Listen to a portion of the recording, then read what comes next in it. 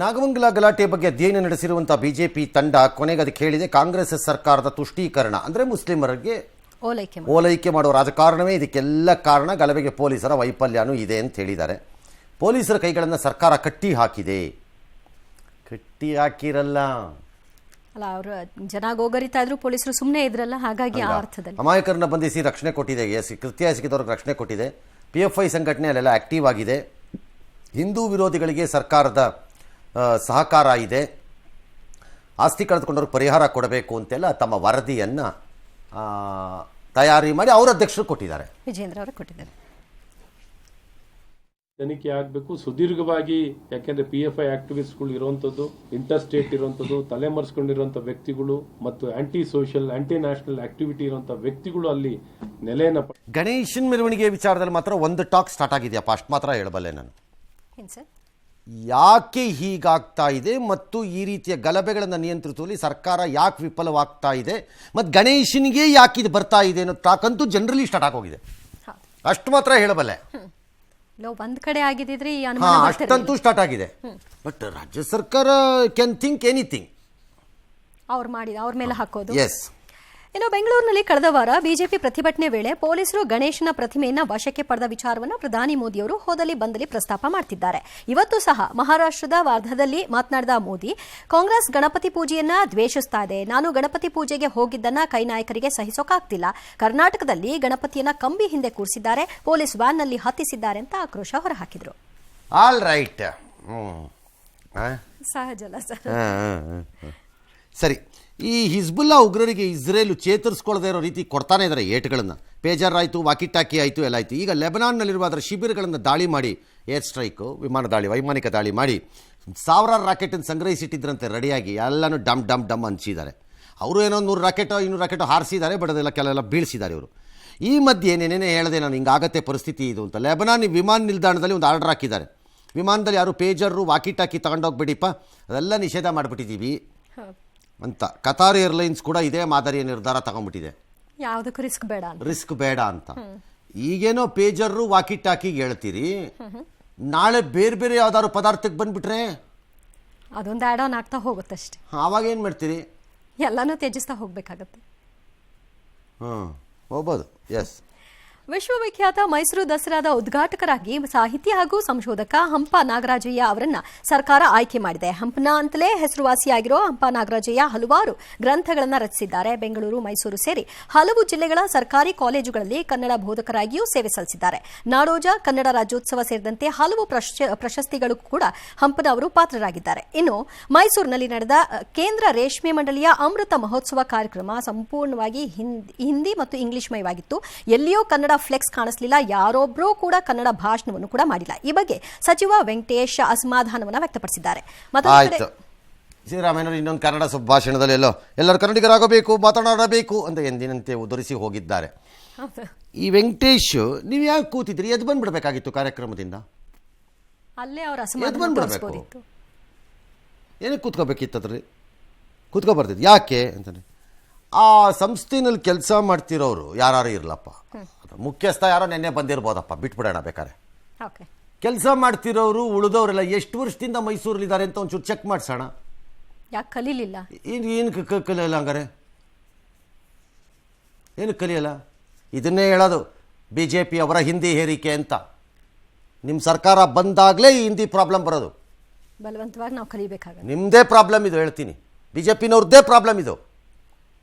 ಕಡ್ಡಾಯ ಮಾಡಲೇ ಹೇಳೋದು ಎದ್ದು ಬರಬೇಕು ಅಂತ ಕಾರ್ಯಕ್ರಮದಿಂದ. ಮಾಡ್ಕೊಳ್ಳಿ ನಿಮ್ಮ ಕಾರ್ಯಕ್ರಮ ನೀವು ಅಂತ. ಇಲ್ಲ ಅಂದರೆ ಪಾಠ ಕಲಿಸೋದು ಹೇಗೆ? ಹಂಪನ ಆಯ್ಕೆ ಪರ್ಫೆಕ್ಟ್, ಒಳ್ಳೆ ಆಯ್ಕೆ, ಅನುಮಾನನೇ ಇಲ್ಲ. ಬಳ್ಳಾರಿ ಜೈಲಲ್ಲಿರುವ ದರ್ಶನ್ ಕಾಡಿ ಬೇಡಿ ಟಿವಿಯನ್ನ ಪಡ್ಕೊಂಡ್ರು. ಆದರೆ DD ಚಾನೆಲ್ ಬಿಟ್ಟು ಖಾಸಗಿ ವಾಹಿನಿಗಳು ಬರ್ತಾ ಇಲ್ಲ. ಹಾಗಾಗಿ ಖಾಸಗಿ ವಾಹಿನಿಗಳು ಬರೋ ಹಾಗೆ ಮಾಡಿಕೊಡಿ ಅಂತ ಜೈಲಾಧಿಕಾರಿಗಳನ್ನ ಕೇಳಿದ್ದಾರೆ. ಆದರೆ ಜೈಲಾಧಿಕಾರಿಗಳು ನಿಯಮದ ಪ್ರಕಾರ ಮಾತ್ರ ಕೊಡ್ಲಿಕ್ಕೆ ಸಾಧ್ಯ ಇಲ್ಲ, ಇದೆಲ್ಲ ಆಗಲ್ಲ ಅಂತ ಹೇಳಿದ್ದಾರೆ. ಇನ್ನು ಅದಕ್ಕೆ ಅವರು ಅಭ್ಯಾಸ ಆಗಿದ್ದಾರಂತೆ, ಅದಕ್ಕೆ ಒಗ್ಗಿಕೊಂಡಿದ್ದಾರೆ. ನಿನ್ನೆ ಜೈಲಿಗೆ ಅವರ ತಾಯಿ ಭೇಟಿ ಕೊಟ್ಟಿದ್ರು. ಈ ಸಂದರ್ಭದಲ್ಲಿ ರಾಜರಾಜೇಶ್ವರಿ ದೇವಿಯ ಕೃಪೆಯಿಂದ ಎಲ್ಲ ಒಳ್ಳೇದಾಗತ್ತೆ, ಹೆದರಬೇಡ ಅಂತ ಮಗನಿಗೆ ಧೈರ್ಯ ತುಂಬಿದ್ದಾರಂತೆ. ಇನ್ನು ನಿಖಿಲ್ ನಾಯಕ್ ಮತ್ತು ಕಾರ್ತಿಕ್ ಜಾಮೀನಿಗೆ ಅರ್ಜಿಯನ್ನು ಸಲ್ಲಿಕೆ ಮಾಡಿಕೊಂಡಿದ್ದಾರೆ. All right. ಜೈಲ್ ನಿಯಮ ಹಂಗಿರ್ಬೋದು. ಖಾಸಗಿ ಟಿವಿ ಯಾವುದು DTH ಅಲ್ಲಿ ಫುಲ್ ಪ್ಯಾಕೇಜು ಎಲ್ಲಾನು ನೋಡ್ಬೇಕು ಅವಕಾಶ. ಆ ಥರ ಇರಲಿಕ್ಕಿಲ್ಲ ಅನ್ಸುತ್ತೆ. ಅವ್ರ ಎಕ್ಸ್ಪೆಕ್ಟೇಷನ್ ಏನಿತ್ತೋ ಬಟ್ ಉಲ್ಟಾ ಆಗೋಗಿದೆ. ಇದು ರೂಮ್ ಒಳಗಡೆ ಇರಬೇಕು. ಜನರಲ್ ಟಿ ವಿ ಏರಿಯಾನಲ್ಲಿ ಇರುತ್ತೇನೋಪ್ಪ ಮೋಸ್ಟ್ಲಿ. ಎಲ್ಲ ವಾಹಿನಿಗಳು. ಹಾಂ, ವಾಹಿನಿಗಳೆಲ್ಲ ಅಲ್ಲ ಕೆಲವೆಲ್ಲ ಕೊಟ್ಟಿರ್ತಾರೆ ಪ್ಯಾಕೇಜಲ್ಲಿ ಕೆಲವೊಂದು. ಈಗ ಅವ್ರನ್ನ ಸ್ಪೋರ್ಟ್ಸು ಗಿಟ್ಸು ಏನಾದ್ರು ನೋಡಬೇಕು ಮಾಡಬೇಕು ಅಂತಿದ್ರೆಲ್ಲ ಬೇಕಲ್ಲ. Yes sir. ಅಷ್ಟೇ ಮೋಸ್ಟ್ಲಿ ಪ್ರೈವೇಟ್. ಈಗ ಪರ್ಸನಲ್ ಈ ಥರ ಪ್ರೈವೇಟ್ ಇದಿರುತ್ತಲ್ಲ ಸಪ್ರೇಟ್ ಸೆಲ್ಲು, ಅಲ್ಲಿಗಿಲ್ವೇನೋ ಮೋಸ್ಟ್ಲಿ. ಮೆಜೆಸ್ಟಿಕ್ಕಿನಿಂದ ಟಿ ವಿನೇ ಕೊಟ್ಟ ಮೇಲೆ ಅದು ಕಾಸ್ಟು ಎಲ್ಲ ಬರುತ್ತೆ. ನಾಳೆ ಎಲ್ಲರದ್ದು ಪ್ರಶ್ನೆ ಬಂದ್ಬಿಡುತ್ತೆ. ಎಲ್ಲರೂ ಕೇಳಕ್ಕೆ ಶುರು ಹಾಂ, ಮಾಡ್ತಾರೆ. ಕರೆಕ್ಟ್. ಬೆಂಗಳೂರು ಮೆಜೆಸ್ಟಿಕ್ಕಿಂದ ಚಂದಾಪುರಕ್ಕೆ ಒಂದು BMTC ಬಸ್ ಹೋಗ್ತಾ ಇತ್ತು. ಡಬಲ್ ರೋಡಲ್ಲಿ ಅದು ತುಂಬ ನಿಧಾನಕ್ಕೆ ಹೋಗ್ತಿತ್ತಂತೆ. ಟ್ರಾಫಿಕ್ ಪೊಲೀಸ್ನವ್ರೊಬ್ರು ನೋಡಿದ್ದಾರೆ, ಇದು ಯಾಕೆ ಹಿಂಗೆ ಹೋಗುತ್ತೆ ಈ ಬಸ್ಸು ಒಳ್ಳೆ ಅಂತೇಳಿ ನೋಡಿದ್ದಾರೆ. ಹೋಗಿ ನೋಡಿದ್ರೆ ಅವ್ರಿಗೆ ಗೊತ್ತಾಗಿದೆ. ಚಾಲಕರು ಎದೆ ನೋವಿಂದ ಒದಾಡ್ತಿದ್ರಂತೆ. ಕೂಡಲೇ ASI ರಘುಕುಮಾರ್ ಅವರು ಬಸ್ ಹತ್ತುಬಿಟ್ಟು ಹ್ಯಾಂಡ್ ಬ್ರೇಕ್ ಹಾಕಿ ಬಸ್ಸನ್ನು ನಿಲ್ಲಿಸಿ ಆ್ಯಂಬುಲೆನ್ಸ್ಗೂ ಕಾಯ್ದೇನೆ ಆಟೋ ಒಂದ್ರಲ್ಲಿ ಅವ್ರು ನೆತಾಕೊಂಡು ಹತ್ತಿರದಲ್ಲಿ ಇದ್ದಿದ್ದೊಂದು ಆಸ್ಪತ್ರೆಗೆ ಹೋಗಿ ಸೇರಿಸ್ಬಿಟ್ಟಿದ್ದಾರೆ. ಪುಣ್ಯಕ್ಕೆ ಅವ್ರಿಗೆ ಹೃದಯಾಘಾತ ಆಗಿಲ್ಲ. ಇದೇನೋ ಕಾಣಿಸಿದೆ ಅಷ್ಟೇ. ಎದೇನೋ ಕಾಣಿಸಿದೆ. ಆಮೇಲೆ ಚಿಕಿತ್ಸೆ ಎಲ್ಲ ಕೊಟ್ಟು ಅವ್ರು ಚೇತರಿಸ್ಕೊಂಡಿದ್ದಾರೆ. ಈಗ ಅವರ ಯಪ್ಪ ಥ್ಯಾಂಕ್ ಯು ಅಂದಿದ್ದಾರೆ. ಹೌದು, ಗುಡ್ ಅಲ್ವಾ? ಅದನ್ನ ನೋಡ್ಕೊಂಡಿದ್ದಾರೆ. ಗಮನಿಸಿದಾರಲ್ಲ ಯಾರೋ ಒಬ್ರು ಅದನ್ನು. Very good. ನಗರದಿಂದ ರಿಚ್ಮಂಡ್ ಸರ್ಕಲ್ ಬರ್ಬೇಕಾದ್ರೆ ಇದೇನೋ ಆಯ್ತಣ್ಣ, ಗಾಡಿ ಓಡ್ಸಕ್ ಆಗಿರ್ಲಿಲ್ಲ. ಸಿಗ್ನಲ್ ಇಂದ ಚೂರು ಮುಂದಕ್ಕೆ ತಂದು ನಿಲ್ಲಿಸಿದ್ದಣ್ಣ. ರಘುಕುಮಾರ್ ಸರ್ ಅಂತ ASI ಅವರು ಬಂದು ಹಾಸ್ಪಿಟಲ್ ಎಲ್ಲ ಕರ್ಕೊಂಡೋದ್ರು. ಗ್ಯಾಸ್ಟ್ರಿಕ್ ಅನ್ನೋದು ಗೊತ್ತಿಲ್ಲ ಅಣ್ಣ, ಹಾಸ್ಪಿಟಲ್ಗೆ ಹೋದ್ಮೇಲೆ ಗೊತ್ತಾಯ್ತು. ಶಾಂತಿನಗರ ಜಂಕ್ಷನ್ ಅಲ್ಲಿ ಡ್ಯೂಟಿ ಮಾಡ್ಬೇಕಾದ್ರೆ BMTC ಬಸ್ಸು ಶಾಂತಿನಗರ ಜಂಕ್ಷನ್ ಬಂತು. ಜಂಕ್ಷನ್ ಬಂದು ಸ್ವಲ್ಪ ಸ್ಲೋ ಆಯ್ತು. ಸ್ಲೋ ಆಗ್ತಿದ್ದಂಗೆ ನಾವು ಬಸ್ ಹತ್ರ ಹೋಗಿ ನೋಡಿದ್ವಿ, ಏನಾದ್ರು ಬಸ್ ಏನೋ ಕೆಟ್ಟಾಗಿದೆಯಾ ಅಂತ. ನೋಡಿದ್ರೆ ಬಸ್ ಒಳಗಡೆ ಡ್ರೈವರು ಎದೆ ಮೇಲೆ ಕೈ ಇಟ್ಕೊಂಡಿದ್ರು. ಇಮಿಡಿಯೇಟ್ ಆಗಿ ಡೋರ್ ಓಪನ್ ಮಾಡಿಸಿ ಹ್ಯಾಂಡ್ ಬ್ರೇಕ್ ಹಾಕಿ ಒಳಗಡೆ ಹೋಗಿ ನೋಡಿದ್ವಿ. ಎದೇನೋ ಅಂತ ಇದ್ರು. ಕಂಡಕ್ಟರ್ ಮತ್ತು ಪ್ಯಾಸೆಂಜರ್ ಕೂಡ ಇದ್ರು. ಎಲ್ಲ ಗಾಬರಿ ಆಗಿದ್ರು. ಅವ್ರನ್ನ ಇಮಿಡಿಯೇಟ್ ಆಗಿ ಅವ್ರನ್ನ ಬಸ್ಸಿಂದ ಕೆಳಗಡೆ ಇಳಿಸಿ ಆಟೋದಲ್ಲಿ ಹಾಕಿ ನಾವು ವೈದ್ಯ ಹಾಸ್ಪಿಟ್ಲ್ ಕಳ್ಸಿಕೊಟ್ವಿ ಸರ್. Very good, very good. Well done ಕಣ್ರಿ. ನೀವು ಏನೇ ಆಗಲಿ ಯಾರಿಗಾರು ಆ ಕಡೆ ಇದ್ದವರು ಈ ಕಡೆ ಕರ್ಕೊಂಬರ್ರಿ. ಒಂದು ಶಾಲೆ ಹಾಕ್ಬೇಕು ಅವ್ರಿಗೆ. ಅಪ್ರಿಷಿಯೇಟ್ ಮಾಡಬೇಕು. ಒಳ್ಳೇದು ರೀ, ವೆರಿ ಗುಡ್. ಎಸ್. ಅಮೆರಿಕಾದಲ್ಲಿ ಹೆಚ್ಚುತ್ತಾ ಇರುವಂತಹ ಗನ್ ಕಲ್ಚರ್ ಬಗ್ಗೆ ಕಮಲಾ ಹ್ಯಾರಿಸ್ ಪ್ರತಿಕ್ರಿಯಿಸಿದ್ದಾರೆ. ಯಾರಾದ್ರೂ ನನ್ನ ಮನೆಗೆ ನುಗ್ಗಿದ್ರೆ ಗುಂಡೆಟ್ಟು ಕೊಲ್ತೀನಿ ಅಂತ ನಾನು ಹೇಳಬಾರ್ದು. ಆ ಕೆಲಸವನ್ನ ನನ್ನ ಸಿಬ್ಬಂದಿ ನೋಡ್ಕೊಳ್ತಾರೆ. ದೇಶದಲ್ಲಿ ಬಂದೂಕು ನಿಯಂತ್ರಣಕ್ಕೆ ಸಾಕಷ್ಟು ಕಾಲದಿಂದ ಚಿಂತನೆ ನಡೆಸಿದ್ದೀನಿ. ಆಯುಧಗಳ ನಿಷೇಧ ಪರ ನಾನಿದ್ದೀನಿ ಅಂತ ಕಮಲಾ ಹ್ಯಾರಿಸ್ ಸ್ಪಷ್ಟಪಡಿಸಿದ್ದಾರೆ. ಅವ್ರಿಗೇನೋ ಗನ್ ಇದೆ, ವೈಯಕ್ತಿಕವಾಗಿ ಗನ್ ಇಟ್ಕೊಂಡಿದ್ದಾರೆ, ಟ್ರೈನಿಂಗು ತಗೊಂಡಿದ್ದಾರಂತೆ.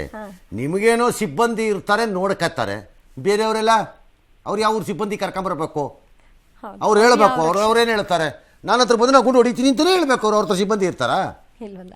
ಇವ್ರಿಗೇನು ಸಿಬ್ಬಂದಿ ಇದ್ದು ಬಿಟ್ರೆ. ಅವರ ಪುಣೆ ನಗರದಲ್ಲಿ ರಸ್ತೆಯೊಂದು ದಿಢೀರ್ ಬಾಯಿ ತೆರೆದ ಕಾರಣ ನೋಡ್ತಿದ್ದಂಗೆ ಟ್ರಕ್ ಒಂದು ಒಳಗೋಗ್ಬಿಟ್ಟಿದೆ. ಅಲ್ಲೆಲ್ಲ ಹೋಯ್ತು ನೋಡ್ರಿ ಹಿಂದಕ್ಕೆ. ಫುಲ್ ಹೋಗ್ಬಿಡುತ್ತೆ ಸರ್. ಹೌದಾ? ಅಯ್ಯಪ್ಪ, ಸಿಂಕೋಲ್ ಅದು. ಓಲೆ ಇರಲಿಲ್ಲ ಸರ್, ಅದು ಹಂಗೆ ಆಗೋದು. ಅದು ಹಂಗೆ ಆಗೋದು. ಓಕೆ.